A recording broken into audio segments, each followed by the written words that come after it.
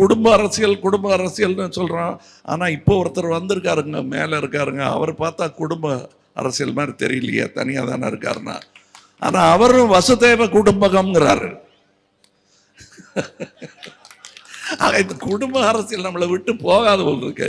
போகணும் என்பதுதான் என்னுடைய ஆசை. உங்களைப் போலவே எவ்வளவு பெரிய மர்மம், எவ்வளவு பெரிய துரோகம். யார்கிட்ட கதை விடுறீங்க? மறந்து போயிடுவாங்கன்னு நினைச்சீங்களா தமிழர்கள்?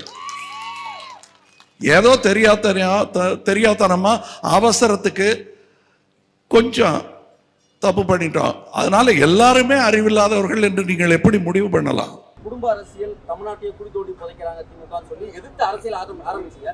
இன்னைக்கு உடனே வந்திருக்கீங்க, எப்படி உங்களோட பதில் என்ன சார்? நாட்டுக்கு தேவை. முதல்வர் அழைத்ததன் பேரில் ராஜ்யசபாவில் நுழைவதற்கான ஏற்பாடுகளை செய்யும்படி எங்கள் கட்சியிடம் சொல்லியிருக்கிறார்.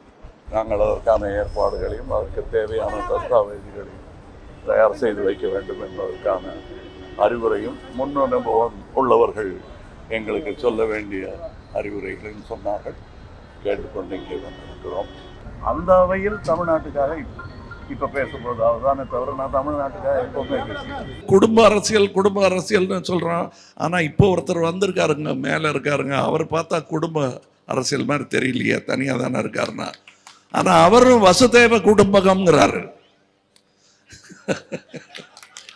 இந்த குடும்ப அரசியல் நம்மளை விட்டு போகாத போல் இருக்கு. போகணும் என்பதுதான் என்னுடைய ஆசை. உங்களைப் போலவே எவ்வளவு பெரிய மர்மம், எவ்வளவு பெரிய துரோகம். யார்கிட்ட கதை விடுறீங்க? மறந்து போயிடுவாங்கன்னு நினைச்சீங்களா தமிழர்கள்?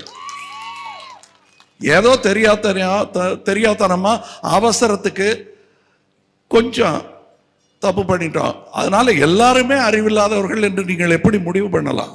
குடும்ப அரசியல் தமிழ்நாட்டையே குடி தோண்டி புதைக்கிறாங்க திமுகன்னு சொல்லி எதிர்த்து அரசியல் ஆரம்பிச்சீங்க.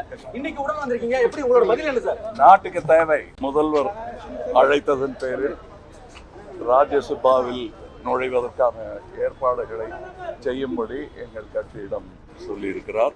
நாங்கள் அதற்கான ஏற்பாடுகளையும் அதற்கு தேவையான தஸ்தாவேஜுகளையும் தயார் செய்து வைக்க வேண்டும் என்பதற்கான அறிவுரையும் முன் அனுபவம் உள்ளவர்கள் எங்களுக்கு சொல்ல வேண்டிய அறிவுரைகளையும் சொன்னார்கள். கேட்டுக்கொண்டு இங்கே வந்திருக்கிறோம். அந்த வகையில் தமிழ்நாட்டுக்காக இப்ப பேசும்போது அதுதானே தவிர நான் தமிழ்நாட்டுக்காக எப்பவுமே பேசுகிறேன்.